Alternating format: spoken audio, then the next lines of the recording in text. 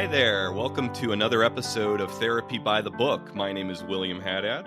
I'm Daniel Villanueva. And this is the show where we take one of your favorite fictional characters and dare to ask the question, what would it be like if they came to therapy? Daniel, our character client today is somebody you picked out. What's his name? Yeah. Well, his name is Drago Bludvist. And it almost sounds like Blood Fist, but it's Bludvist. Bludvist. I'm not really sure. Yeah, I'm not really sure exactly how to pronounce it. Bludvist, I believe. Do they actually say his last name in the movie? Honestly, I don't remember. I know they you know what, I think they do. I think they do because it's very Norse, right? It's this idea of they use the full names to show the character and the strength and especially with that kind of last name, right? Blood Fist, but it's Bludvist. It's like more aggressive and edgy. Yeah, exactly. There's power there. We know there's going to be some sort of dominance coming from this guy, and man, there sure as heck was. I picked it because I thought, oh man, there's a live action movie that's going to be coming out soon, and I'm excited about it. I think it's going to be cool. I'm also a little scared, I'll be honest with you, because that series was a big deal in my daughter's life when she was little. You know, it was a big thing. She had bought the toys, we watched all the movies, and it was just such a big excitement for her. She wanted to be a paleontologist for, since I think she was 4 till she was probably I want to say 12, and now she wants to be a writer, so she switched. But dragons and dinosaurs and everything were a huge part of her life. So every childhood's dream, justice, right? I just hope they do it justice, because remakes, which they're on a roll with remakes lately. There are. It's a rolling trend from Disney, and now it seems DreamWorks is kind of following in their footsteps. Just for anybody listening who's not familiar with this character, Drago Bludvist is from the sequel, How to Train Your Dragon 2. It's the trilogy from DreamWorks. The first movie came out in 2010, I think, all the way back when. And then the sequel, which is the one that features our character client for today, came out about 5 years later. Also, funny coincidence, Daniel, I realized this only just recently. This is, again, the same writer-director, Don DeBlois, as who did Lilo and Stitch from our last episode. That makes a lot of sense. You could feel some of the darker points and the adult humor that just kind of sneaks in there. So that makes a lot of sense. He does a great job with these animated films. I wonder who's going to be doing the new one. Yeah, I'm not off the top of my head. I don't know. I have to check on that. But like you were saying, the original movie, I saw it in theaters, the first How to Train Your Dragon, and it was something of a game changer for what I even then, like I wasn't a kid. I was a sophomore in college, but this was a movie that was of a caliber for a kid's film. It set a new bar. It was heartwarming, man. It pulled you in, and it made you care about these characters that you wouldn't think you would have. And you also see the dynamic change of all the other, I guess, sub-characters, all the friends, all the Hiccups friends, that were kind of a mess to begin with, but that's how they were raised. They were raised to be rambunctious and aggressive and assertive. And then we have Asterisk that comes in and she's, the most dominant, which is even more amazing, leading female role. And then we have all the dragons that are interconnected, and their energy, their personalities are so similar to the writers, the people that end up adopting them, which is kind of a cool thing that they did there. And then we go into the connection with Dad and all the history and the death and the constant battle that had gone on forever. And then we have an ending with love, with connection, with acceptance, and now the world is great. But then we go into part 2. And then part 2 The world gets a whole lot bigger. Yes, and Drago, man, that guy, uh, he is a warrior. Comes from a warrior society, anyways. But for him, dragons have been nothing but death. They killed everybody, and the legacy of all the pain and the fear and everything that went into his trauma. Man, he honed that in and created a force to be reckoned with. He did. The word that rose above all others when I was watching and reflecting on his character was fear. Yes. It all starts with fear.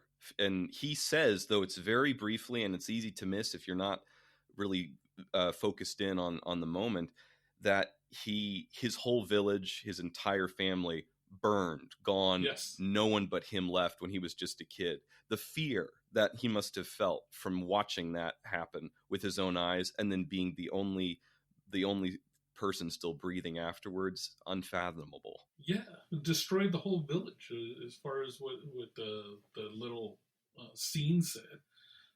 So there was just uncontrollable chaos, everything burning and it's a children's movie, but we can imagine it. And oh, actually, no, this is a true person. This is somebody sitting in front of us.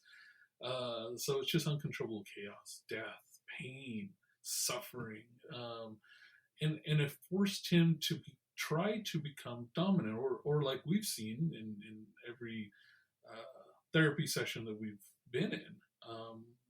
There is a false sense of a need for control, so they establish control, sometimes through dominance, sometimes through avoidance, and everything and anything in between. But for him, it was definitely trying to establish dominance through fear, using the chaos that overtook him as a power for himself. I would say almost go ahead. No, yeah. I was gonna say I would say almost mastery over the fear itself. He wanted to, and the way his reasoning, the conclusion he came to is that to master his fear, he would have to master dragons because they were the source of his fear. They were the ones who caused that fear. So if I control the dragons, I control my fear. I can no longer be afraid. Exactly what I was going to say. It's almost as if he used it as I forgot what that's called, but using it as you start off with pictures, and then you maybe go touch a snake, or look at somebody's snake, a real one, and then you little by little get yourself to a point where you're holding a snake for people that are scared of snakes. But he used the same idea for dragons, which is crazy. And ended up being in full control, ended up finding all the subtleties, all the nuances to where he can use his power to control them, and then use that power now to not be scared of anybody or anything in the world. He found a way to never feel insecure again. Unfortunately, it was all through this incongruent dominance, this pain-driven dominance, this conqueror mindset. He just wanted to rewrite the power dynamics of everything and everyone, so he would never have to feel small again. But it's a weird feeling when you feel like the world has failed you, and then now through this you can feel control again. You can feel stable or false sense of stability anyway. Yeah, and isolation too, because my God, he makes it pretty clear from the get-go that his army is not following him out of kindred loyalty, to say the least. And you see it at everybody that even mentions him or talks about or does trading with him, takes him dragons or whatever it might be. It's all fear-based, man. It's completely disconnected, and there is this like core wound that permeates from him, and we've talked about the ripple effect at some point. It touches everything else that's around them, and people feel it. But they internalize it because it's their own trauma too. Until somebody sees that there's another way, um, and they become like unfrozen because he's frozen in his own I don't know, state of fear, his own rage. He's hyper vigilant, everything that comes with trauma. And once these or these external characters or these I'm sorry, people that are around him, they start unfreezing. They start understanding. Wait, this isn't right. This is his pain, but why am I taking it all in? And we see that with our clients all the time. Is they might act this way with their kids or their boyfriend, girlfriend, their partners, their even their poor dogs. It's so funny you say dog, because that actually did happen with a client who Me too. had a very long trauma history. So there you go. It's almost a reflex for how readily that projection of emotion and anger and all the residual fear from what the body remembers from what they went through gets expelled and pushed onto someone else or something else that seems like a safe vent, but ends up only just stressing both parties out even more. Oh yeah, it destroys their relationship, and it's them adopting suffering versus sitting in the pain. It becomes almost like a righteous stance, like I deserve or I need to, I have to. It is written for me to have this power because I came from the rubbles, but it wasn't practical, and I think he knew it, and but he ran with it because it was working. And as it grew, almost like a cult following, by force, it grew stronger and stronger, and then he had looking back or going back wasn't an option. No, definitely not. What's it going to do? I think in some respects, and this is again sort of reading more between the lines, but I think it began out of necessity. He was the sole survivor. He was forced to survive alone. But eventually, once he saw that he could survive alone, that it was, as you say, working and working effectively, then it became more than that. Then it became not just a necessity. It became this compulsion. It became this goal. It became his identity, and it became something that he could expand and impose upon other people to further increase his own control. Absolutely. And thinking about that time period, right? And that's the hard one when he's our client, but I guess somehow we're time traveling now, which makes sense, Oh yeah, therapists do it all the time. Yeah, I'm licensed in ancient times, so we're okay. Carved in stone. I mean, those licenses, they're the best. They're the most long lasting. Yeah, it's no expiration date. It's great. No expiration date. Yeah, no. BBS didn't even exist back then, so I was okay. I just had to nod at somebody, and they said you're good to go. But if we look at it from that standpoint, he came from a warrior culture, right? So power meant safety, and the more powerful you are, more dominant you were, more aggressive or whatever, the higher status you were. So if he survived, this war, this invasion, and then he became very obsessed with dominance because it's again, I quote Pablo Freire a lot because it's just so true, and I see it happen all the time, that the oppressor or the oppressed become the oppressor.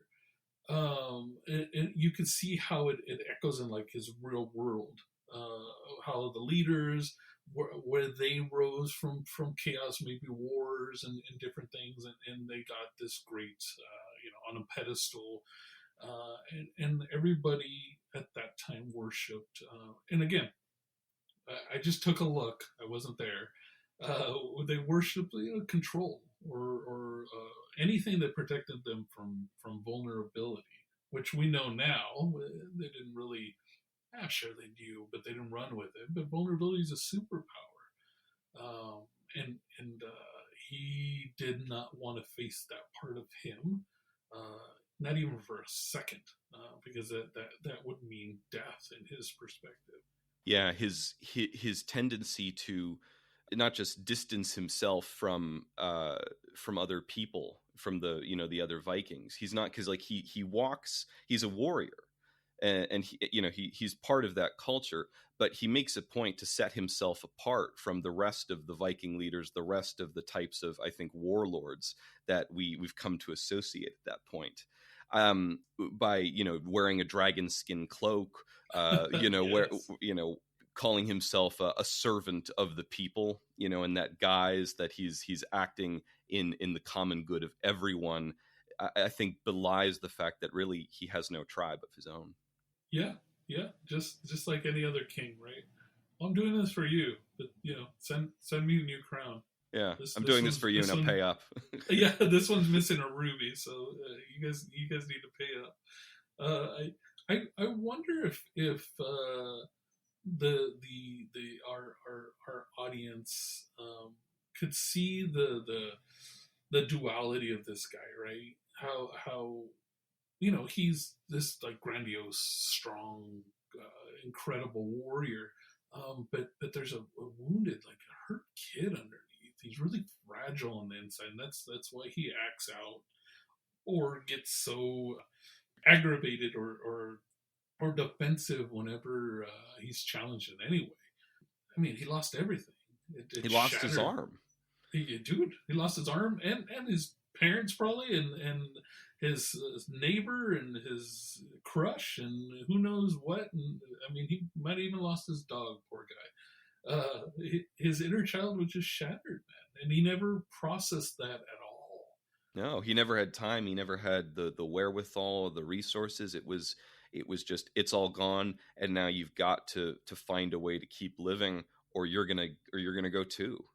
Yep. And that, I mean, that's talk about a complete a complete annihilation of the sense of self. Oh my God! It just turned into what's the Karate Kid? Strike first, strike hard, no Yes. mercy, sir. You know. That guy would be interesting to do one on. But yeah, it's he didn't want to lose ever again, and loss for him is not losing his coat. I mean in the deepest sense of self. He didn't want to feel that vulnerable. He didn't want to lose this this this perspective that he's finally safe, man. That he can finally breathe without any fear of ever getting hurt again. And if it's challenged in any way, which eventually we saw or we heard from him of his perspective of it. We have these outsiders that are challenging his stability, so he's going to freak out. In a sense, what Hiccup stands for goes against everything that he has come to believe with his own philosophy about control and about dragons. You mentioned duality earlier, and it's funny Yeah. because I was thinking it's almost, in a way, Drago is almost a mirror of Hiccup. He's almost what Hiccup might have become if it weren't for his own village and the people in his life. Because if you think about it, this kind of goes back to the first movie as well, but Hiccup started in a place of fear too, just like Drago. Hiccup's village was getting attacked constantly by dragons. Sheep were getting carried off. His mother, who we learn is alive and well in the second movie, was presumed dead in the first movie, having been witnessed as being carried off. So there was fear everywhere. But it was worse for Hiccup because he was the black sheep of his village. He had no runt. talent. The runt. He was a runt. Yeah, He the was runt weak. of the litter. Yeah, he was weak. He was awkward on his feet. He had no aptitude for dragon hunting. And in fact, is the whole point of his character is that it's not in his nature to ever kill a dragon. But prior to the changing of his people coming around him in that movie, Hiccup that's a lot of fear to be walking around with too, just like Drago. And it's really only, I think, because Hiccup never fell into that point of complete isolation that Drago was forced into, that Hiccup was able to find a different path. He even at his lowest, he still was acknowledged by the other younglings of the tribe. They would bully him, but they were still, he still spent time with them. He was still with them. And Gobber, the blacksmith, I he was was his just going to say apprentice. he had the blacksmith too, Yeah, who so really cared about him. Oh yeah, yeah. And even his father, for all his faults in the first one, he at the end of the day was acting to try to protect his village, and his actions were misguided, but they were coming from a place of wanting to care for Hiccup the same as the rest of the people. So Hiccup eventually is able to to share with them what he's learned, and then as a result, the nature of the village changes with him, and that's beautiful. But it's almost I think seeing Drago and Hiccup come face to face in the second one, like two sides of the same coin. That's so cool. Yeah, you're absolutely right, because they are the same person, just different.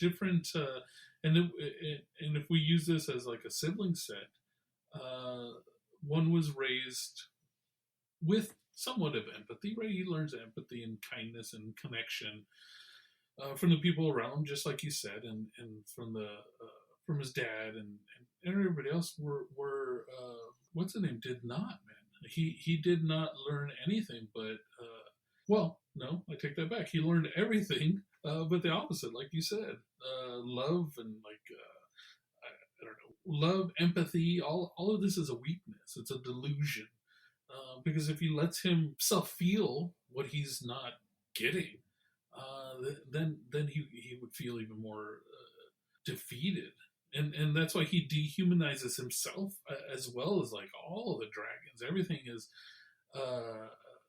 they are othered, because he can't wrap his head around having a connection to anything. They're tools, they're obstacles, they're obstacles to be dominated.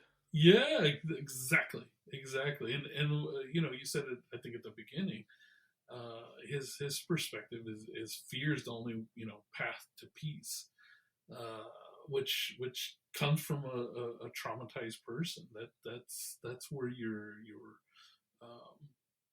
headspace would be. And then he weaponizes trauma bonds, even with the I don't know, the alpha dragon, or at least was the alpha dragon, right? Yeah, I wanted to know the story of how he mastered the alpha dragon. Again, yeah, it's like that's us, wanting every bit of contextual detail possible. But I seriously, that's a story, and that is, however it happened, a pivotal milestone in making him who he was by the time of the film. Did you find anything? Because I tried looking, I couldn't find anything, and then I started I sidetracked, right, and I started looking. Okay, well, how quickly do they grow? Meaning, maybe he found him as a baby somehow, and he raised him with brutality, like the dragon in Harry Potter.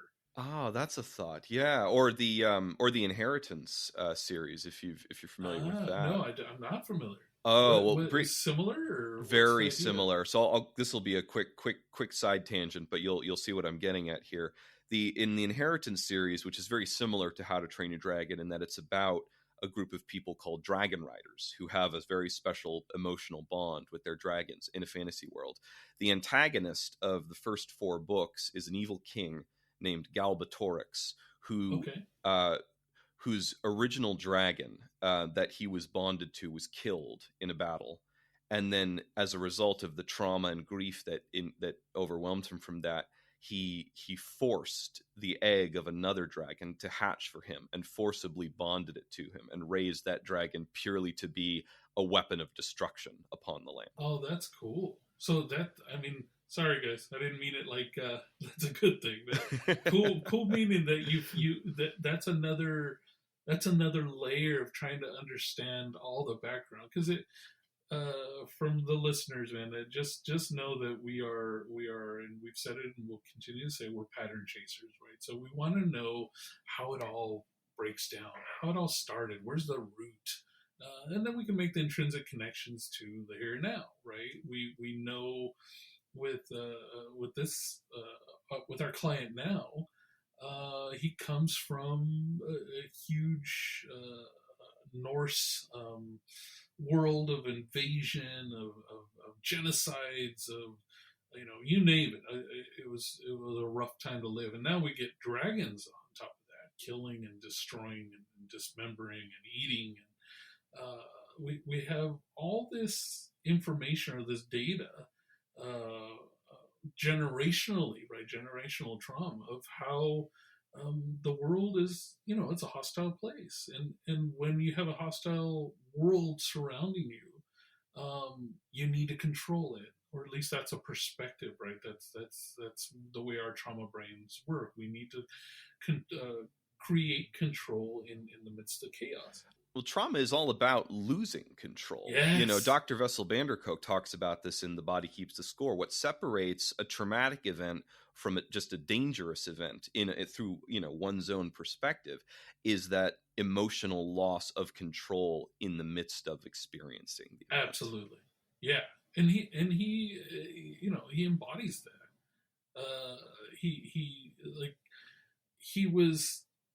It was a shadow side of like leadership that was born from generational pain, right? Generational trauma. It didn't start with him. This has been going on for a long time. And it was just ingrained in him to begin with. And then we have the smackdown. We have what happened to him that just flipped the trigger. And he didn't have flight. He had fight. And I would even argue that he had some freeze, because freeze doesn't mean that we just completely shut down. Some people do. But for him, freeze meant I'm staying in this moment, and what can I control that's around me, and I can use this aggression or anger or whatever, and start to piece together this game plan to never feel like that again. So yeah, man, it's such a fascinating thing, and yeah, I'm sure that was part of the reading that we offered to him, right? The Body Keeps the Score. Oh yeah, that was coming out, in the intake. I mean, it's, I found myself wondering if he might not be experiencing phantom pain, like some military veterans who've had a limb blown off in combat sometimes go through, because it's a terrible way to live, always with the sensation of damaged nerves that are remembering that experience of visceral separation from what once made them whole. And Drago, if he has that on top of the emotional, the psychological wounds of loss from losing his family, from losing his village, he's going to be very grouchy and going to be all about control. Is going to be just about the only control of the world around him. If he can't even control his own body, his own pain is going to be just about the only coping skill naturally left to him. Oh, he needed to turn everything off. For him, the only truth is his worldview. Like literally, nothing else exists. It's just the way he looks at it. This is the only way it can be. Because if not, then he knows he's vulnerable. He knows he can lose another arm. The hypervigilance, his need to always be in control and to watch everything around him, which here's the hardest part, is that it's kind of justified. He also he still lives in that time period where there's a lot of marauders, there's a lot of quote unquote bad people, and like you and I know, there is no bad, good, or in between. There just is. And for him, I need to be the alpha. I need to be on top of all of this, so that I don't need to be vulnerable, because he's soft and gooey inside, whether he likes to admit it or not. His outer shell is thick. I'll give him that. But there's a hurt little boy in there that's terrified of just existing. And if he can adopt that, or hold on to, not adopt, he already has it, hold on to his worldview, that his thought process or his words or whatever are truth, then he'll be okay. Empathy, kindness, anything external, He doesn't want nothing to do with it because he'll get let down again. He doesn't want to be let down.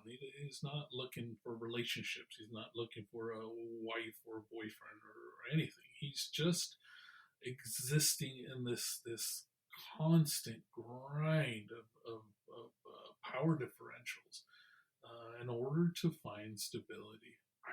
I have a lot of empathy for him. I actually feel really bad for him. I think he has suffered a great deal.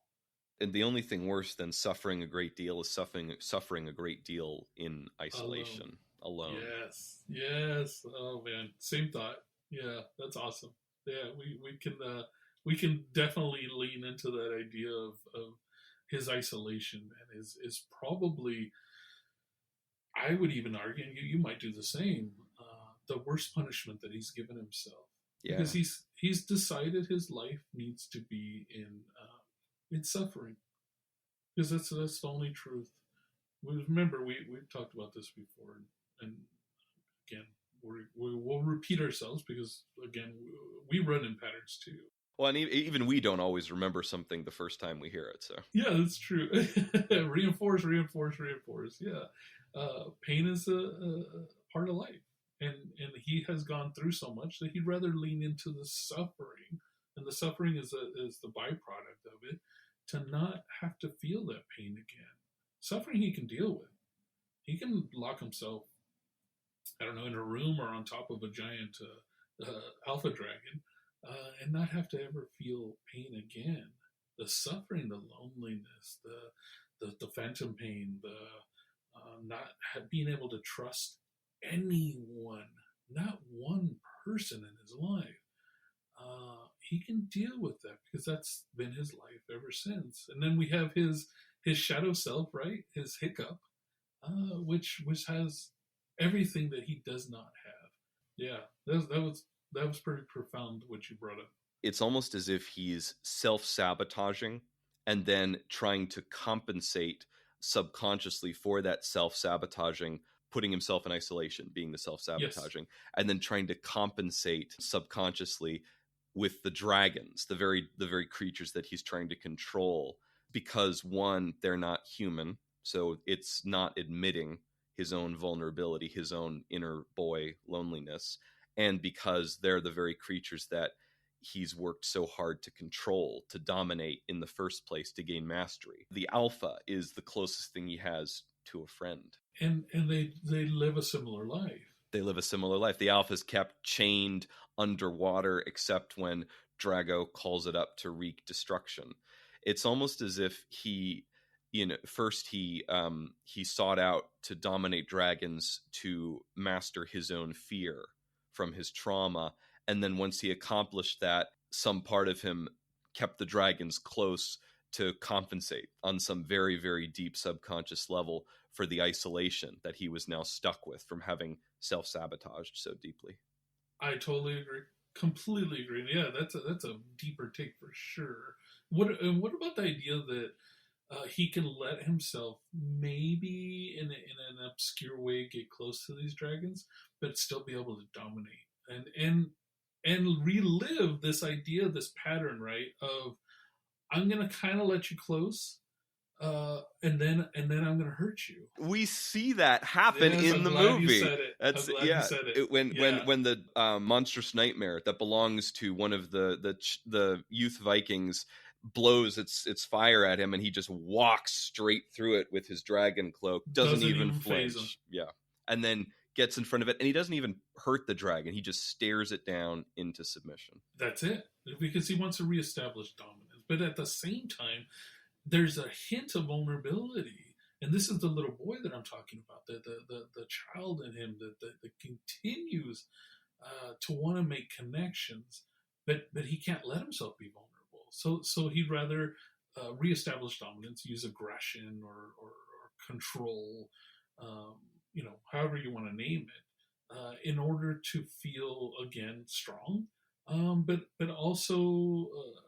Almost kind of like this is a horrible comparison, but it's okay.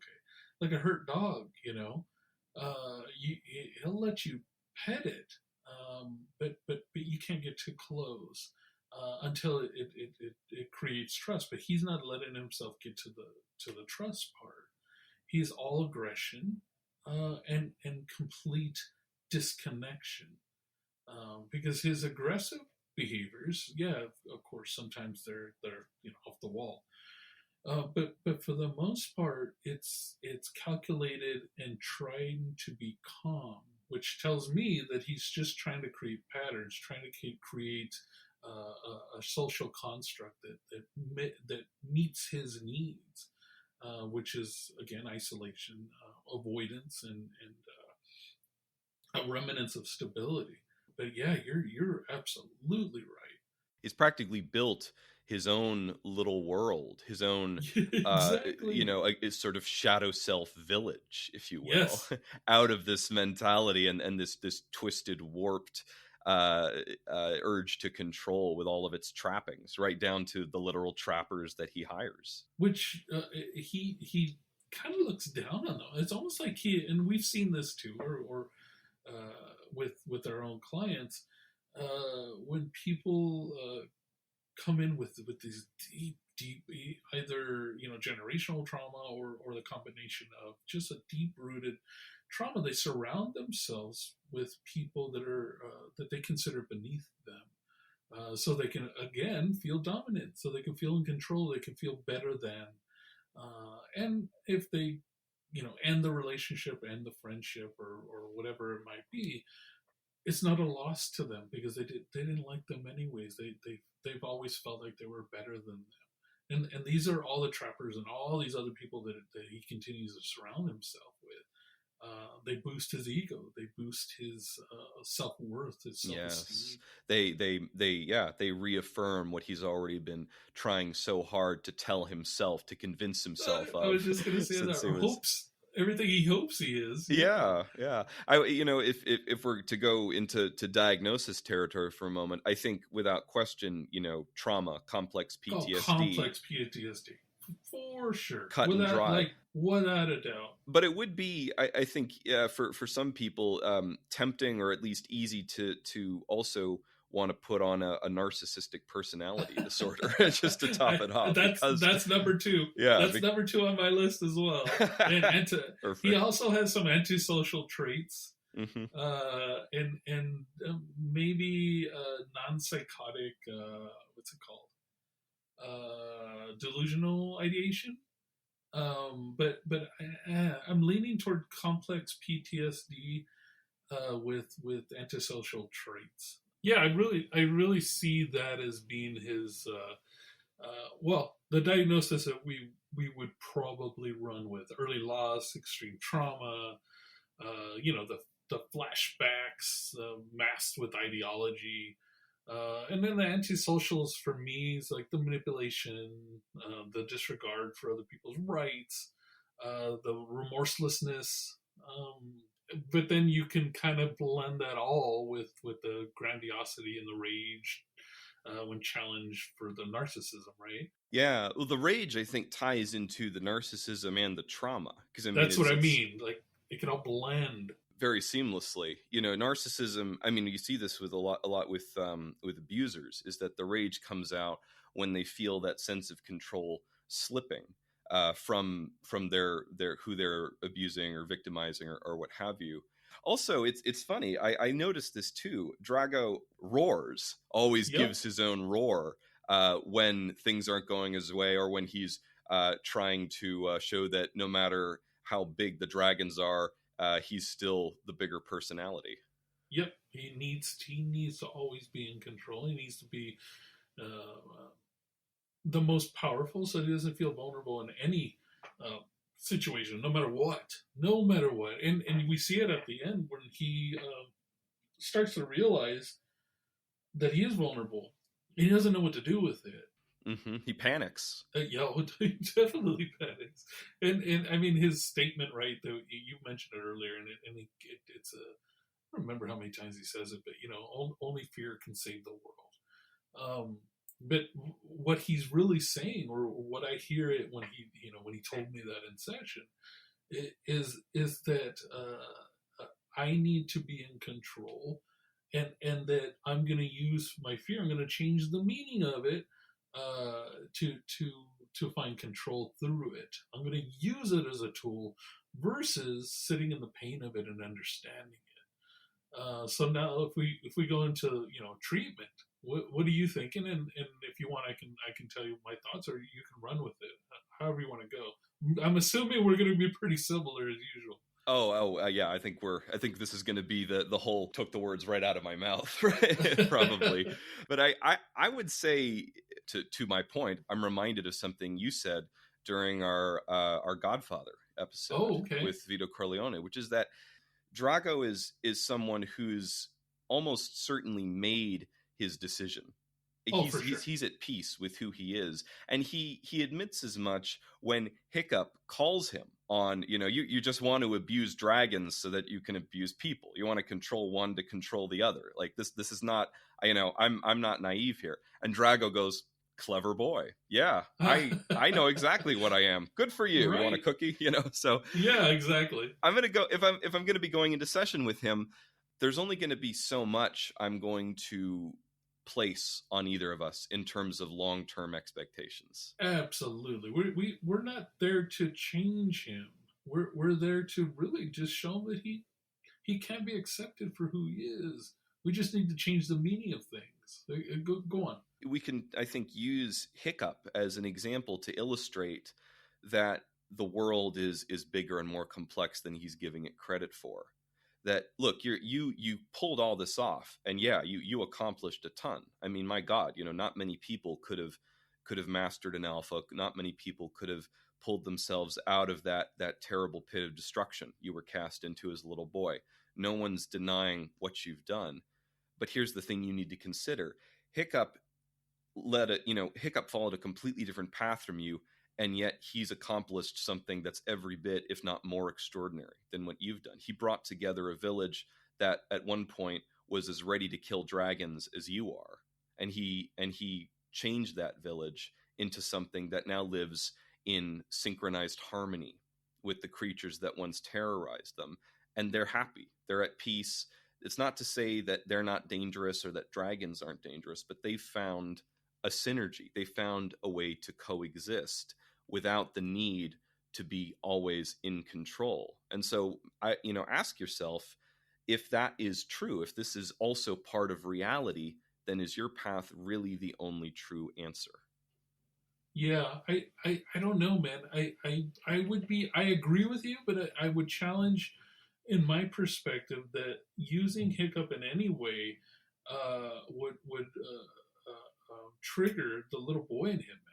It would make him feel, number one, defensive, because now he's feeling insecure as it is, that there's this other kid that has dominance, that has strength, that has power, that has respect, also has love, has friends, has a family, or at least half a family, because he killed his dad. But he has all of these things that he's always wanted, but through a different lens, right? Through a different position of power, or a different power dynamic, and that might make him either get resentful, angry with you, or completely shut down. But I like the ideas of it. I like the background, because what I'm thinking is changing the meaning of it all, right? I completely agree with it. I think we got to validate like his reality or even his past, because the guy went through hell. Yeah, no, it's yes, and I think is how to approach it, because you don't want to disvalidate, invalidate anything that he's been through, right. Least of all his trauma. And it's a fair point. I mean, I certainly wouldn't lead in our opening 5 sessions with that kind of, I wouldn't think so of challenging. Yeah. No question. Yeah. And it's hard to say. I do my best to go to the vulnerability without the challenging, to teach him to be more comfortable in that space, hopefully.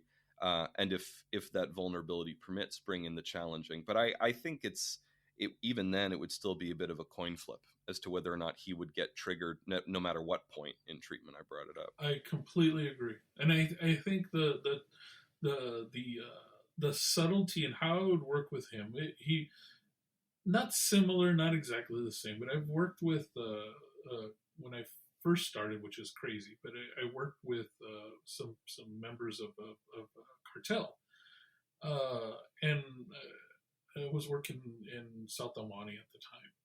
But anyways, the the way I approach it, because they don't trust weakness, kindness or empathy, and it's weakness. So I had to work it and disconnect from that, and really, like you said, when we were talking about the Don, meet them where they're at. So I think for him, it's about not. I don't want to pathologize his worldview. This is the way he sees the world, because this is what he's experienced. I mean, this is his life, man. He's seen everything. He's seen what weakness or kindness can get you. At least that's what his thought patterns are. So I'd validate his reality, his pain, and try to offer new meanings to strength. But it's gonna be tricky, like you said. It's and like my perspective of going, it has to come from a stance that I'm not trying to, and I'm holding up my hands, audience. So I'm not trying to change this, meaning his core values or ideas or anything like this. I'm trying to just sprinkle in, and I'm using my other hand now. I'm trying to sprinkle in the subtleties and on how he can take a breath, how he can be here. And that might be through, again, storytelling, because he loves to talk about himself. Trying to find out, when did he realize that fear was his superpower? When did fear go from being something that ate away at him to something that he could use? What was the turning point? Yes, yeah, and trying to talk about his early traumas, I feel like it's going to be easy, but he's going to use it as like, I'm going to throw this at you because that's what happened, but it doesn't matter. It didn't affect me, and we see this all the time, right? Oh, that didn't, my uncle put a cigarette out of my back. Who cares? It's no big deal. Doesn't that happen to everybody? No, dude, it doesn't. But I think it's going to be. It's going to be an uphill battle, no matter what direction we go. But we need to highlight his survival instincts. We need to highlight how he was able to use his intellect and his own pain to find dominance, to find power. And then that's when we'll start getting the gooey parts. Once he feels safe and validated and in control, even though we're taking him out of his thought process of control, then we can redefine like the power dynamic of what that really means to be in control. Then we can start the healing process. But man, I hope he stays around. I hope he keeps seeing us, because it's going to be a long road. Very. Yeah, he's going to have to. Dude, we're really going to have to introduce him to all these emotions that he's never sat with, and do it in a way to where we're changing the narrative of you shoulds, because I don't like to use you shoulds, like you should feel this way or whatever it is.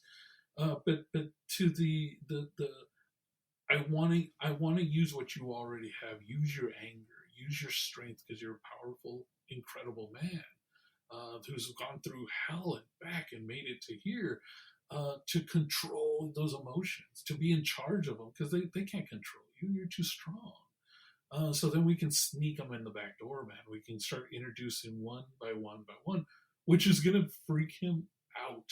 As soon as he starts feeling any touch of empathy, or even maybe he gets a crush on some lady from some island somewhere or something, that's going to freak him out. He's not going to know what to do with it. And then that's when we know we got him. Yeah. I like the phrase you used earlier, sprinkling in. You just covertly going through the back door. I think, there's a way to apply that with both the abstract concepts of empathy, of emotion, but also in a physical sense. If we're teaching Yeah. him coping skills, subtly sprinkling in new ways for him to deal with his physical pain, with the physical scars, with, if there's lingering nerve damage in the arm he's lost, starting by offering physical relief and teaching him alternatives there, I think could be a useful because it offers a preset disconnect from the emotional side. So he's less likely to get triggered, if you think about it. And yet it's still going to be of benefit to him because he's going to be just a little bit less on edge, a little bit less wound up, a little bit less in pain. Oh, it's going to be a tightrope walk. It's going to be a tightrope walk, and I'm assuming based on our experience that you've dealt with it, just like I have. Sometimes we fall into the wrong side of that tightrope, and they get pissed off and tell us to go, f ourselves or whatever it might be, and we get these, I was going to say adult tantrums, but it could be a kid, it could be anybody, but we get these tantrums because they're trying to reestablish their own sense of control or power. So yeah, it's going to be a tightrope walk, but I also think, and I love the somatic part of it because I think it's so important, man. I think a lot of therapists and a lot of people forget that part, how it's all interconnected and how important it really is. Yeah, and from a intellectual part, because I think he's so disconnected from this. And sorry, the audience can't see that. Meaning, I was pointing to my neck and pointing down. He's disconnected from his body, and he's all head. He's all and I'm gonna use this name specifically, like Marcus Aurelius. He's very intellectual. He's very plotting. So I think Stoicism, warrior codes. I think that mindset would help a lot with him. Changing this need to create fear or dominance or whatever through, you're still going to get the same things that you're looking for. But now let's lean into honor. Let's lean into restraint, only to show your peasants how strong you really are, right? Which is garbage, but we need to meet him where he's at, right? This is his mindset. Well, it's funny you mentioned Stoicism because that's literally the name of Hiccup's dad, Stoic the Vast. Oh yeah, that's right. Just hearing you say that made me think maybe there's a way in through that as well. If we're not going to get him to become a gooey, hunk of love and empathy. But there may be a chance to use the concept of be stoic among other stoic comrades. This is who you are, but there are others who understand that sense of solemn pride, of hard-earned control that you fought so desperately for. And at the very least, it would give him, it would, I think, help with the isolation. Yeah, and maybe he can, because we tend to find people that we respect or look up to, or however he's gonna look at it. Maybe we can use that through Stoicism, and then through life, real life comparisons to finally really hone in on the idea of the honor, restraint, legacy, respect, mutual respect, and being able to think ahead, right? And we've said it before, but play chess while everybody else is playing checkers. I think he would adopt that. I think he would love that because it makes him feel superior, and that's the narcissism in him. So we need to feed that a little bit. But also at the same time, what he'll somatically feel is that now he can use his intellect to gain control, but his body can start relaxing. And he'll start feeling a lot more relaxed now. Because we'll see his... Yes, exactly. You know exactly what I'm talking about. We'll see his shoulders start to go down. We'll see his the way he sits, it'll shift. We'll see his eyebrows go down. We'll see the flushness in his face start to go away. We'll see all these subtleties to where his body is saying, oh, shoot, there's another way. And as soon as we get those little clues, bam, we got him. It's like I'm not a fisherman at all. So we got one on the hook, man. We need to pull it in, right? Reel it in. It's the time. And then we go exactly where you not started, but one of the thoughts that you were going. That's when we start introducing the hiccup. Once we get vulnerability, once we get him to be able to disconnect, and not in the sense that, and I don't know, listeners, if you're thinking we're gonna try to get him to be hiccup, but for me, I'm gonna use hiccup as and I'm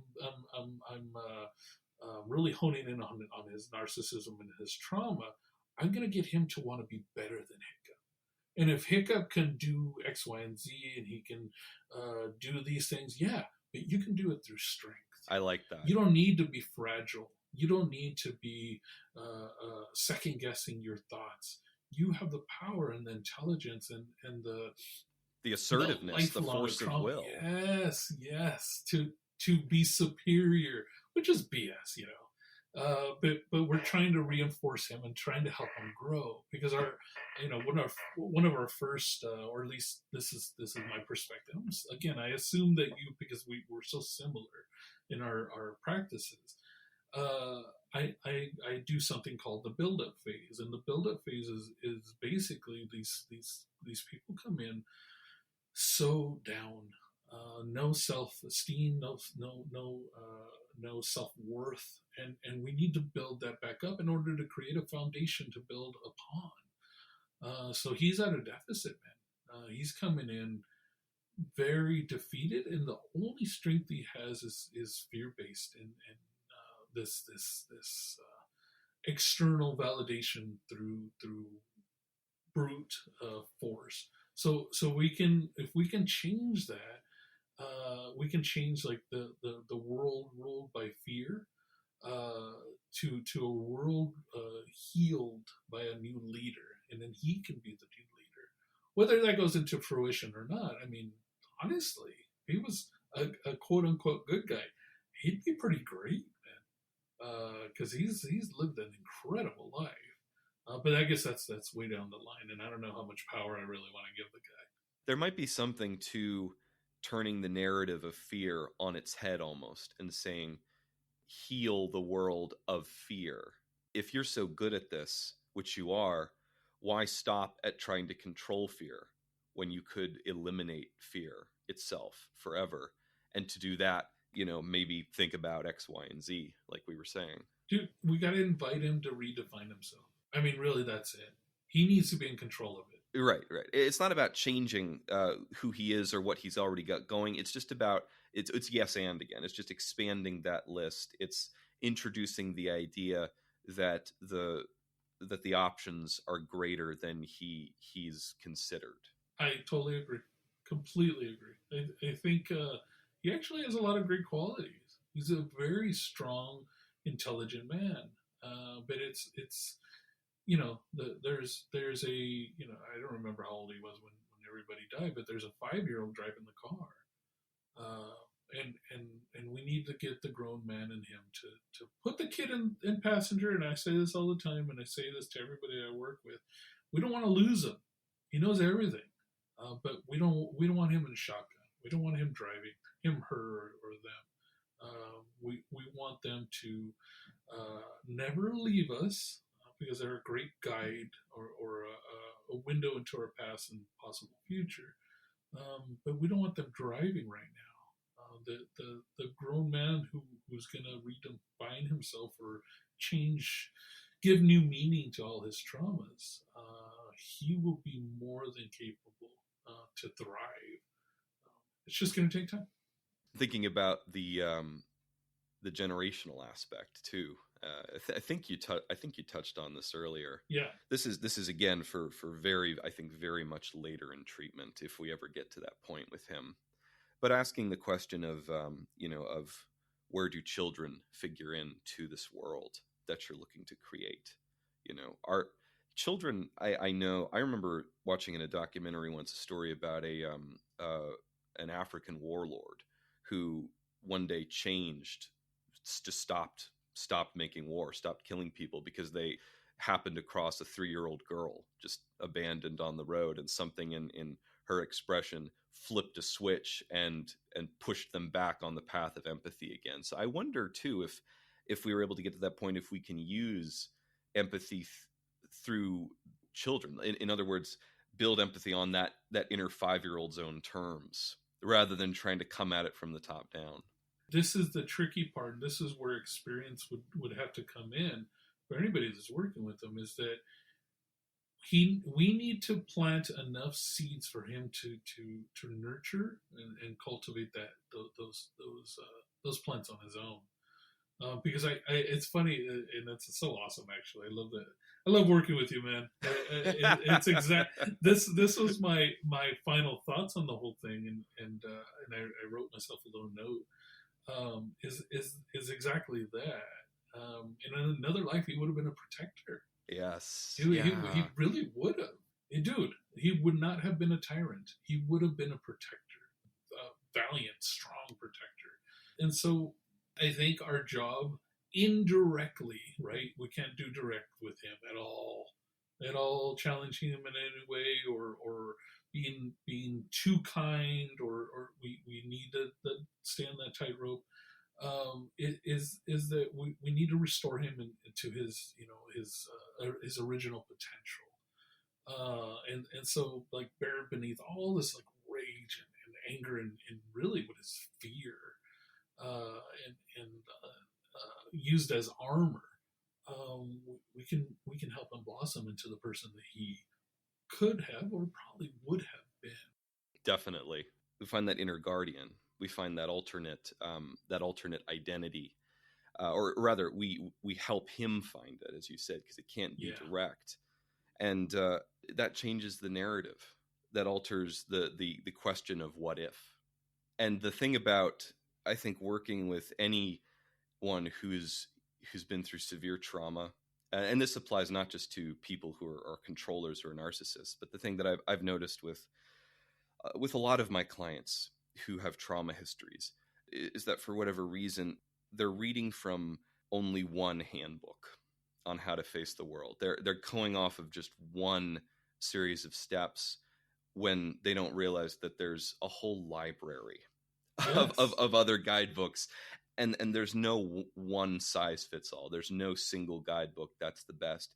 It's not about finding the perfect one. It's about realizing how many different options there are and just winging it, just making it work for you until you reach that new equilibrium. Yeah, it's and I would argue that the word is that he's hiding behind them, or he's hiding behind that book instead of using them as a platform to uplift himself. Yeah, no, he's hitting people with the book instead of reading it. He's not even reading them. He's just going off on his own and he's hitting people with the books. Yeah, exactly. That's awesome. Well, Daniel, we're coming yet again to that ever so bittersweet time. Oh man, we could go on for hours with this guy. He's a great character. He is, and his everything from the I think from what we've talked about today to his interactions with dragons, his history, his lost childhood, and the duality between him and Hiccup, or some of the other casts. All of that speaks to, again, you're going to hear us say at least 5 times an episode, it's all connected. It's all connected.